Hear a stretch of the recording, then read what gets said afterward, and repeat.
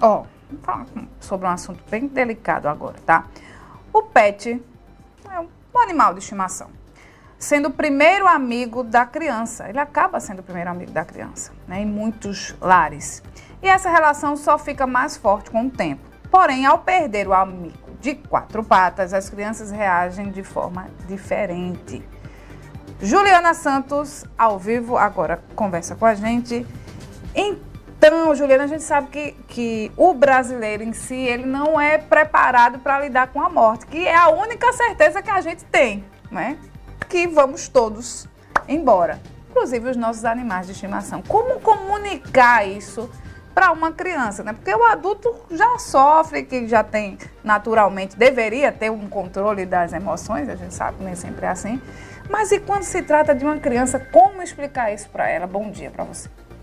Bom dia, Renata, para você, para todos que estão aqui nos acompanhando no Manhã Cidade. O luto por si só, né, já é uma situação bem complicada, né, quando os adultos passam, quando perdem os pets. Imagine, né, passar por isso quando você é criança. Então, realmente é um assunto bem delicado, né, que precisa ser observado aí pelos adultos, até para auxiliar, né, essas crianças nesse momento tão difícil. Eu converso agora com a Érica Lima, ela é psicóloga, está aqui com a gente. Érica, bom dia, bem-vinda mais uma vez à Rádio Cidade. É realmente complicado, né? Como é que a gente auxilia uma criança, né, que estava ali com o seu pet, seu animalzinho de estimação? Muitas vezes tem, né, essa sensação de que faz parte da família, é um integrante da família. E aí esse animalzinho morre. Como é que a gente, como adulto, né, auxilia essa criança nesse processo? Bom dia. Olá, bom dia. Realmente, primeiro amigo, né, da criança. A criança ela não vai entender, mas é importante que os pais, os adultos, eles saibam que existe também a fase do luto. E para qualquer tipo, né, de separação que a gente vai falar do luto, porque o luto em si não é somente a perda de alguém, mas pode ser qualquer outra situação. Se tratando de um animalzinho, né, daquele amigo da criança que não vai estar mais lá, também existe essa fase. Então a gente divide em 3 fases. Que primeiro seria a negação, que a criança não vai querer aceitar que o animalzinho foi embora, porque também não é entendido e compreendido pela criança. Depois tem a fase da adaptação, que a criança vai começar a perceber que aquilo tinha que acontecer, que aí a criança já vai estar sendo instruída pela família sobre o que seria a morte, né? Que é importante falar sobre isso com a criança, e depois a aceitação. Então, você dividindo essas fases, a criança começa a compreender, né, e começa a ter uma maturidade também emocional. Então, explicar para a criança que, de fato, não é sempre que ela vai ter ali tudo que ela quer, como ela quer, sempre falar a verdade para a criança, que é o que eu aconselho. A gente vê muito o costume das pessoas, né, perder um animalzinho, aí fica com receio de contar à criança que o animal morreu e inventa, né, aquela famosa mentirinha. Ah, ele foi para algum lugar, o animalzinho foi para uma fazenda, por exemplo. Eu já vi muitos casos assim.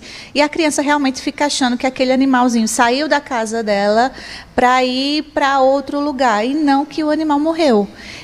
É errado, Érica, realmente contar essa mentira? É melhor falar a verdade para a criança, explicar tudo o que aconteceu para que a criança realmente já vá entendendo que aquilo ali é o natural da vida? É importante contar a verdade? Sim, muito importante. É extremamente errado você já instruir o seu filho com a mentira, né? Por si só, a mentira já é algo completamente errado para a vida daquela criança.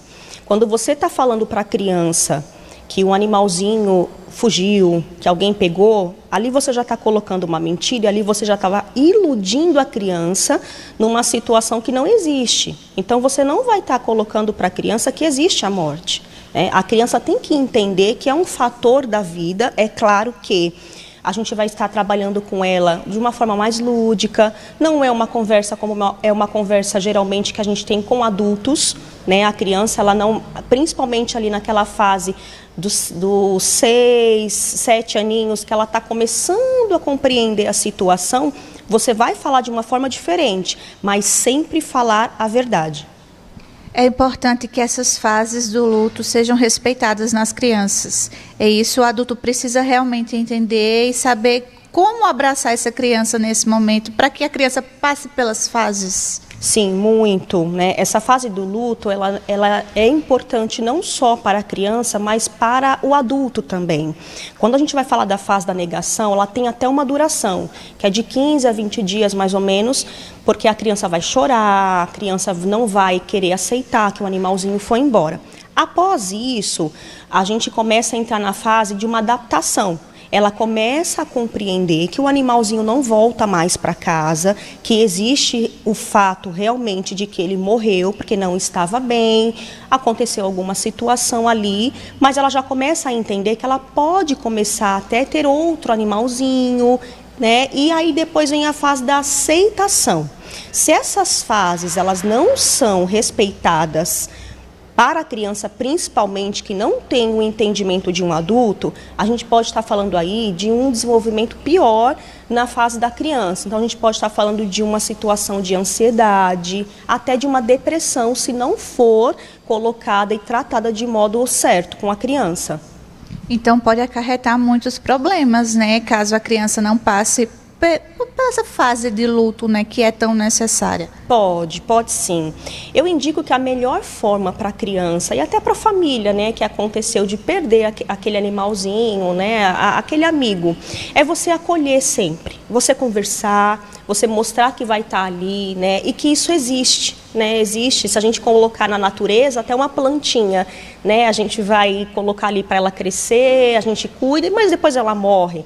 Então, existem muitas maneiras de você estar mostrando para a criança de forma lúdica que existe sim a morte. E sempre tratar ali de uma forma assim mais carinhosa com a criança, porque eu sempre costumo dizer, né, que a nossa cabeça hoje, né, um adulto, ele vai pensar diferente. A criança, ela não compreende muitas coisas. Então, a maneira que você passa é a maneira que você vai estar instruindo o seu filho para o futuro. Ô, Érica, a gente vê também casos, por exemplo, de um animal já vem ali, né, o pet já vem doente, então já se apresenta ali um quadro que provavelmente ele vai morrer. E a gente tem casos, por exemplo, do animalzinho que morre, né, repentinamente, sem estar, né, esperando ali.